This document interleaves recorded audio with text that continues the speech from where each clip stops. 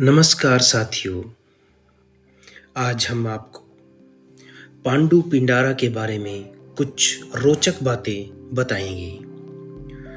पांडु पिंडारा के बारे में प्राचीन ग्रंथों और लोक परंपराओं में जो बातें देखने को मिलती है वो ये हैं।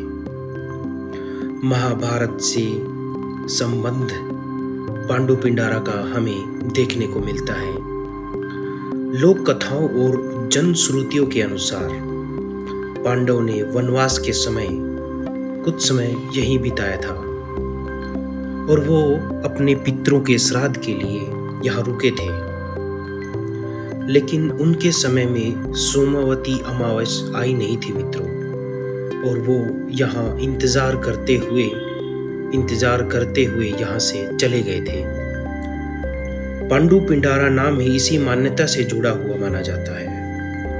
पांडु का मतलब पांडव और पिंडारा का मतलब पिंडदान, यानी वो तपोभूमि जहां पर वो रुके थे। हालांकि महाभारत में इसका सीधे तौर पर कहीं वर्णन नहीं मिलता, लेकिन लोक श्रुतियां और लोक कथाओं के अनुसार पांडव यहीं रुके थे। जींद के पास ढूंढरू तालाब है, वहां पर दुर्योधन छुपा हुआ था और पांडव यहीं अपने पिंडदान के लिए रुके थे। यहाँ पर एक पांडवों का एक प्राचीन मंदिर भी है, जिसे अब नए मंदिर में तब्दील कर दिया गया है। साथियों, ऐसा माना जाता है कि सोमवती अमावस को यहाँ पर पिंडदान करवाए जाते हैं। पवित्र सरोवर में स्नान करने के बाद श्रद्धापूर्वक अपने पितरों का नाम लेकर श्रद्धापूर्वक दान दिया जाता है। एक बात तो जग जाहिर है, अगर हम वैसे ही दान देते हैं तो शायद हम अपने पितरों को ना पहुंच पाए, लेकिन किसी विशेष पर्व पर तपोस्थली या पांडु पिंडारा जैसी जगह पर जहां पिंडदान का महत्व बढ़ जाता है, वहां पर जाकर श्रद्धापूर्वक पिंडदान भरवाए जाते हैं और दान स्वरूप जो चीजें दी जाती है, माना जाता है कि वो हमारे पितरों तक सीधे तौर पर पहुंचती है। और ऐसा करने के बाद घर में पितृ शांति होती है, पितृ लाभान्वित करते हैं हमारे परिवार को, बने काम बिगड़ते हुए काम सुधरते हैं।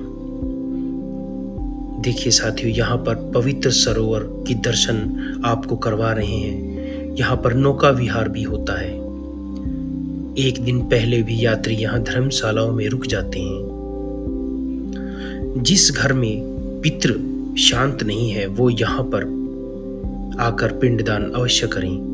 प्राचीन पेड़ इस बात के साक्षी हैं कि ये 5000 वर्षों से गवाही दे रहे हैं उन पांडवों की जो किसी न किसी रूप में यहाँ रुके थे,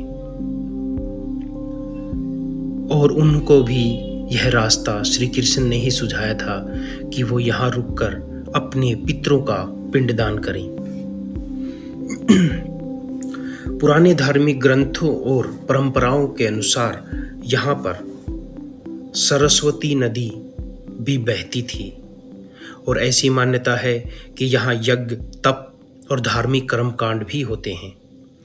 ऋषि मुनियों का आश्रम भी था यहाँ पर, और यहाँ पर विशेष रूप से पितरों के लिए पिंडदान ही किया जाता है।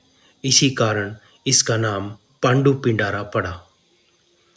सोमवती अमावस्या के दिन दूर दूर से श्रद्धालु यहाँ आते हैं और अपने पितरों को याद करके श्रद्धा सुमन यहाँ अर्पित करते हैं। दान स्वरूप चावल, आटा, घी, सफ़ेद वस्त्र का दान पंडितों को या फिर गरीब लोगों तक पहुंचाते हैं। कई श्रद्धालु यहाँ पर भंडारा भी लगाते हैं। अगर आप अपने पितरों की शांति के लिए पांडु पिंडारा जाएं, तो यहाँ पिंडदान करवाने के बाद इस सरोवर की फेरी अवश्य लगाएं। ऐसा माना जाता है कि सरोवर की फेरी लगाने से आपको पुण्य मिलता है।